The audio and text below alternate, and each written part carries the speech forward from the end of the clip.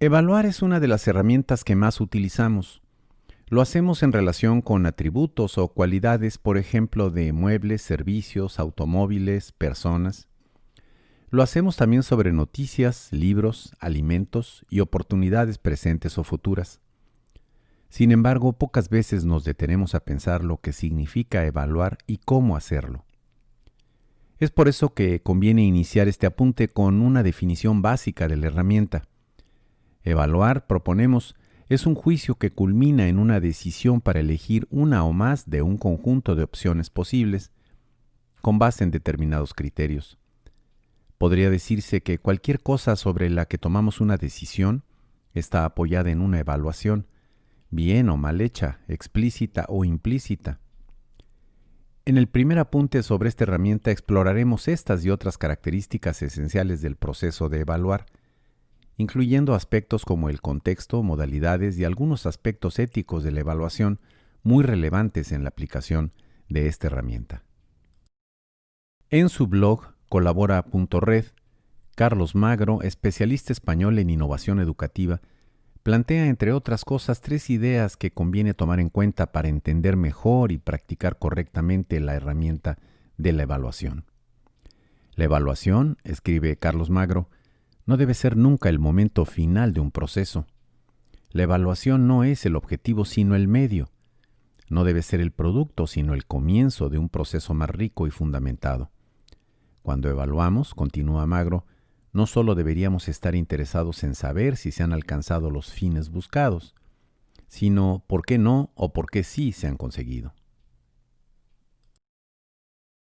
La segunda idea que consideramos clave en la propuesta de Carlos Magro para los fines de este apunte es su convicción en el sentido de que evaluar no es un proceso técnico, sino ético.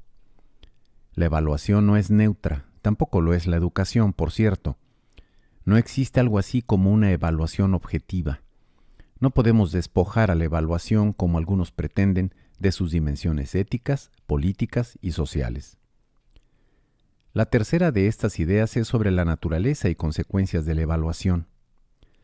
Siempre que evaluemos, escribe Carlos Magro, resulta indispensable preguntarse a quién beneficia y a quién perjudica, a qué valores sirve y cuáles ignora, qué evaluamos y qué omitimos, si hay maneras alternativas de hacerlo y si realmente estamos evaluando aquello que queremos evaluar, aquello que es importante para nosotros. No tiene ningún sentido evaluar por evaluar, y menos aún para jerarquizar, atemorizar, perseguir y castigar.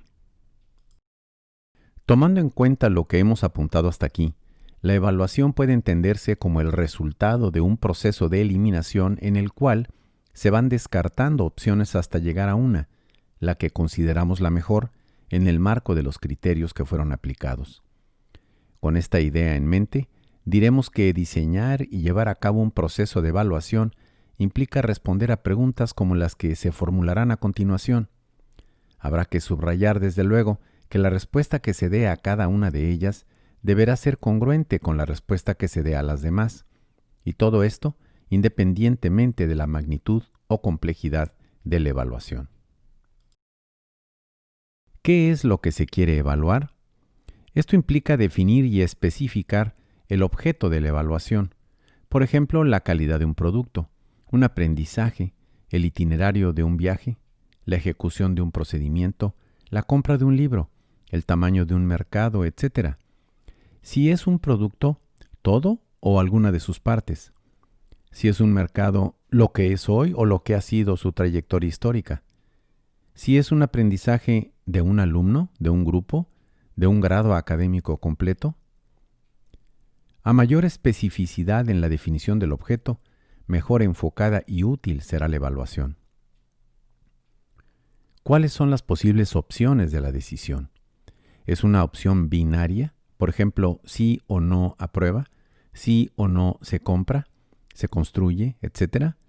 O más bien son varias opciones, por ejemplo, el itinerario de un viaje en el que puede haber más opciones que tiempo y recursos para incorporarlas todas. La evaluación será mejor en la medida de la claridad en la diferenciación entre las opciones. ¿Cuáles son los motivos, objetivos y consecuencias de la decisión?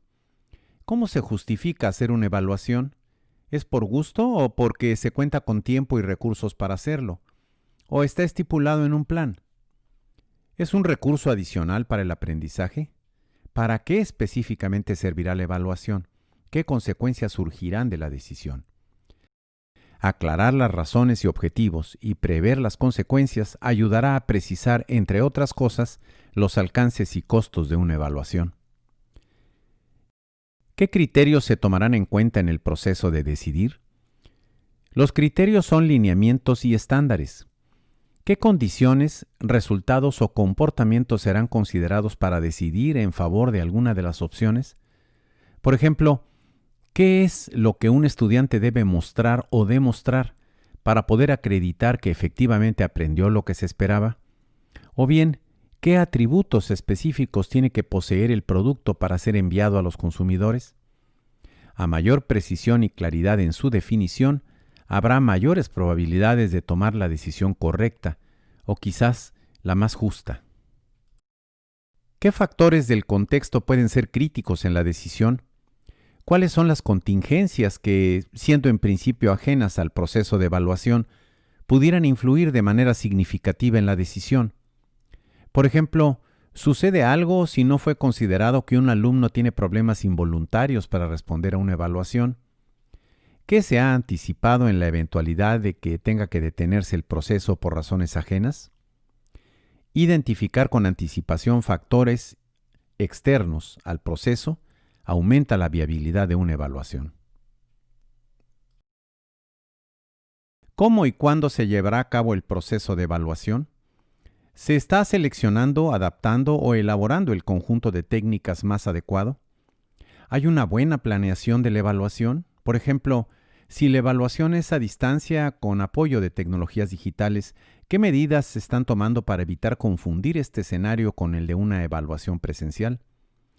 Una buena evaluación depende de una buena planeación técnica y logística del proceso. ¿Quién participará en el proceso de evaluar?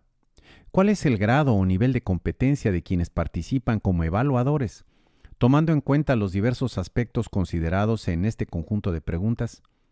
Y si es el caso, ¿quiénes serán evaluados y por qué están en condiciones de serlo?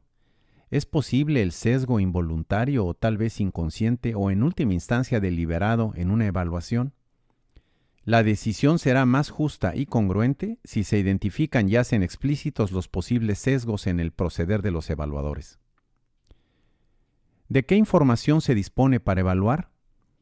La información que se está incorporando para responder a cada una de las preguntas relativas a un proceso de evaluación posee los atributos de oportunidad, cantidad, pertinencia y actualización adecuados al caso.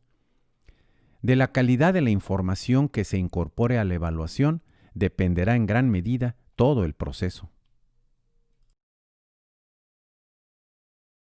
Hay discusiones y propuestas muy interesantes respecto a diferentes modalidades que puede tener la evaluación de procesos. Uno de los criterios más destacados es el que se refiere a los momentos en los que es más conveniente evaluar, lo cual da lugar a cuando menos 4 diferentes modalidades de evaluación: anterior, durante, al concluir o de manera permanente con respecto a un determinado proceso, objeto, comportamiento o situación. La evaluación previa al inicio de un proceso, también llamada evaluación diagnóstica, puede ser una fuente de información muy importante, por ejemplo en el caso de la educación o la capacitación, porque permite conocer a quienes participan en un proceso de aprendizaje en lo que se refiere a sus aptitudes, conocimientos y algunos rasgos de su personalidad e intereses. Cualquier otro proceso, por ejemplo de naturaleza industrial o de la administración, seguramente puede resultar beneficiado mediante la aplicación de esta modalidad de la evaluación. La evaluación de proceso es igualmente interesante, sobre todo porque permite incorporar el aprendizaje sobre el error y de inmediato reforzar o en su caso rectificar o incluso abandonar cursos de acción, actividades o procedimientos, haciéndolo en el momento adecuado y no al final de la totalidad de un proceso cuando las consecuencias pueden ser mucho mayores. Evaluar los resultados finales, rendimientos o desempeños de procesos o de personas es la modalidad más utilizada. Sin embargo, la experiencia muestra que romper la conexión entre un proceso, por ejemplo de aprendizaje, y su mejoramiento continuo a través de la evaluación no es lo más recomendable. La evaluación permanente es posiblemente la mejor modalidad porque en cierta forma incluye a todas las demás en esta clasificación y porque reconoce que evaluar es parte inseparable del continuo desaprender y aprender. El primero de los proyectos correspondiente a este apunte se titula Evaluando una evaluación. El objetivo consiste en tomar como estudio de caso alguna evaluación que hayas llevado a cabo recientemente en calidad de evaluador y la revises para mejorar su diseño a la luz de las 8 preguntas planteadas en el primer apunte. Localiza el documento en formato PDF de los proyectos en esta misma página del sitio de herramientas. Como se indica en todos los apuntes, ninguna actividad es obligatoria. La idea principal es que practiques lo que vas aprendiendo, no solo trabajando en los proyectos sugeridos, sino construyendo otros que utilicen además de esta otras herramientas.